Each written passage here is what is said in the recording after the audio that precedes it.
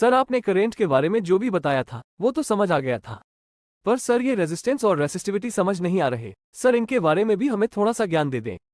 अरे बेटा चिंटू, यही समझाने के लिए ही तो मैं ये वीडियो लाया हूँ। तो बच्चों आज हम पढ़ेंगे ओम्स लॉ। ठीक है, ये बहुत बेसिक सा लॉ है और बहुत ज्यादा इंपॉर्टेंट है। आपने 8th क्लास में भी पढ़ा होगा, 10th क्लास में भी पढ़ा होगा। तो ओम्स लॉ कहता क्या है? ओम्स लॉ कहता है कि voltage across the conductor is directly proportional to the current in the conductor. मतलब क्या है इसका कि अगर कोई कंडक्टर है, ठीक है, तो उसके अक्रॉस, उसके एंड्स के अक्रॉस जो वोल्टेज होगी, जितनी ज्यादा वोल्टेज होगी उतना ही ज्यादा उसके अंदर से करंट फ्लो होगा। ठीक है, तो V is proportional to I, तो V equals to IR। Proportionality sign हटेगा तो प्रोपोर्शनलिटी कांस्टेंट आएगा, जिसे बोलते हैं हम रेजिस्टेंस। ठीक है, अब रेजिस्टेंस जानने से पहले हम ये जान लेते हैं कि ओमिक सब्सटेंस क्या होते हैं और नॉन ओमिक सब्सटेंस क्या होते हैं। तो ओमिक सब्सटेंस होते हैं वो सब्सटेंस जो ओम्स लॉ को फॉलो करते हैं, जैसे कि कंडक्टर। इसका ग्राफ है, स्ट्रेट जाता है, ठीक है, V और I का। तो नॉन ओमिक सब्सटेंस वो सब्सटेंस होते हैं जो ओम्स लॉ को फॉलो नहीं करते हैं। एग्जांपल में है सेमीकंडक्टर।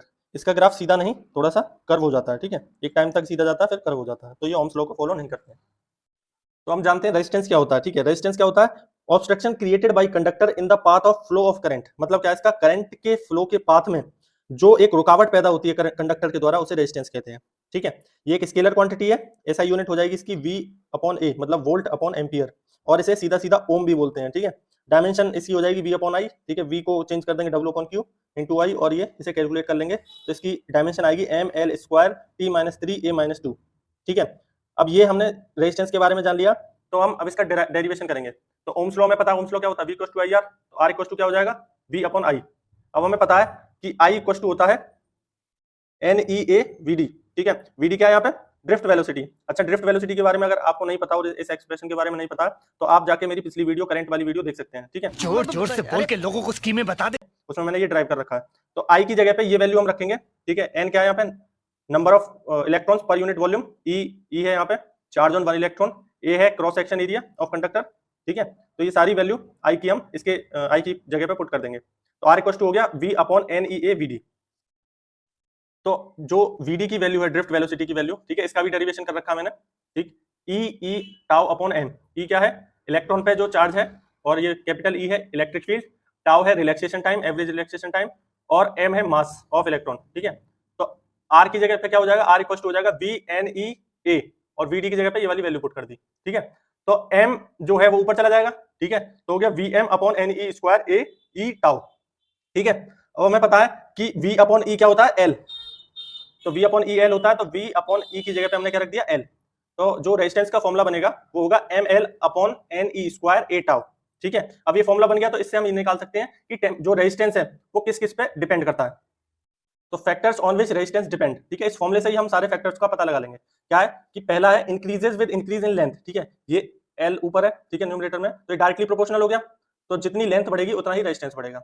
दूसरा फैक्टर है decreases with increase in cross section area. Area है इससे इनवर्सली प्रोपोर्शनल, तो जितना एरिया बढ़ेगा उतना रेजिस्टेंस डिक्रीज होगा, या फिर जितना एरिया कम होगा उतना रेजिस्टेंस बढ़ेगा। ठीक है, अच्छा, तीसरा है इसमें नेचर ऑफ मैटर।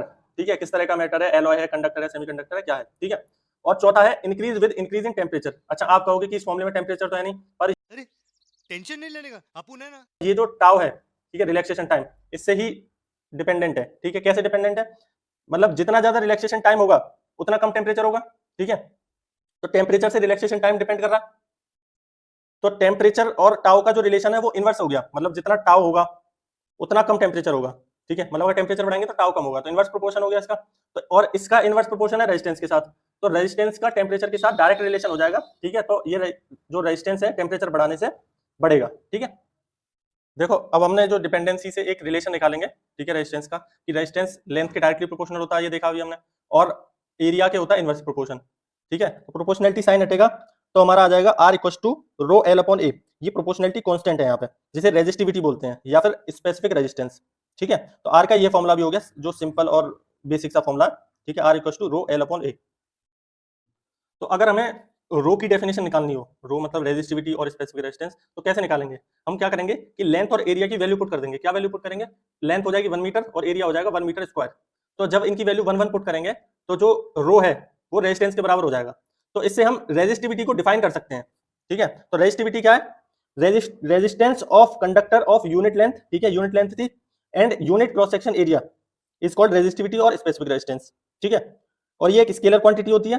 यूनिट हो जाएगी इसकी ओम मीटर। ओम मीटर कैसे होगी, फॉर्मूले में है रो एल अपॉन ए, ठीक है।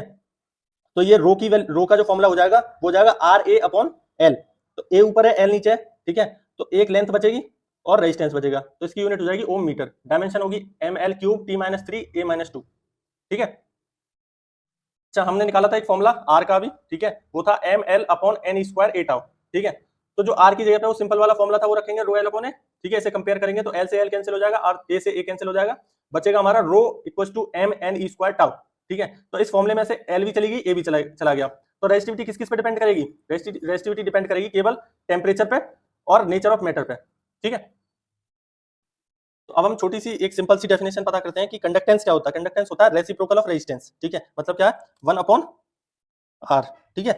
और कंडक्टिविटी क्या होती है फिर, रेसिप्रोकल ऑफ रेजिस्टिविटी, मतलब क्या है इसका, 1 अपॉन रो, ठीक है। और इसे डिनोट करते हैं सिग्मा से, तो sigma equals to 1 upon rho हो जाएगा, ठीक है। और यूनिट हो जाएगी ओम इनवर्स मीटर इनवर्स, ठीक है। तो अब बात करेंगे हम कॉम्बिनेशन ऑफ रेजिस्टेंस की, ठीक है। ये रेजिस्टेंस टॉपिक का लास्ट वो है पॉइंट, ठीक है। तो इसमें सबसे पहला जो कॉम्बिनेशन होता है वो होता है सीरीज कॉम्बिनेशन, ठीक है। इसमें क्या करते हैं, रेजिस्टेंस को सीरीज में लगाते हैं, ठीक है। जब सीरीज में लगेंगे तो इनके अक्रॉस करंट तो सेम जाएगा, बट इनके इंडिविजुअल रेजिस्टेंस के अक्रॉस वोल्टेज अलग अलग होगा, ये V1 V2 V3, ठीक है। तो इसमें करंट सेम जा रहा है हर एक रेजिस्टेंस में और पोटेंशियल डिफरेंट है, ठीक है। तो जो इक्विवेलेंट रेजिस्टेंस होता है इस केस में, सीरीज वाले केस में, वो मैक्सिमम होता है। कैसे होता है, हमें पता है V equals to V1 plus V2 plus V3, क्योंकि तीनों अलग अलग वो है पोटेंशियल, तो तीनों का सम कर देंगे।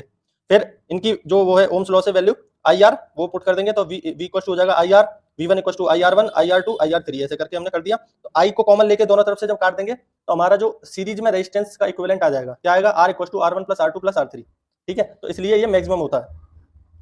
अब आते हैं पैरेलल कॉम्बिनेशन पे। पैरेलल कॉम्बिनेशन में क्या है कि तीन रेजिस्टेंस को पैरेलली लगा रखा है, ठीक है। तो ये जो करंट आएगा ये तीन डायरेक्शन में बढ़ जाएगा, क्या, एक I1 चला जाएगा, एक I2 चला जाएगा, एक I3 चला जाएगा, तीनों रेजिस्टेंस में अलग अलग करंट चला जाएगा, पर वोल्टेज सेम है, ठीक है। जब वोल्टेज सेम है तो इसमें क्या करेंगे हम, अलग अलग करंट जो है उन तीनों का सम जब कर देंगे हम, ठीक है, तो हमें V upon R equal to हो जाएगा V upon R1 plus V upon R2 plus V upon R3, ठीक है। और इसका V कैंसिल कर देंगे कॉमन लेके, तो बचेगा हमारा 1 upon R equal to 1 upon R1 plus 1 upon R2 plus 1 upon R3। तो इसमें जो इक्विवेलेंट रेजिस्टेंस होता है वो होता है मिनिमम, ठीक है।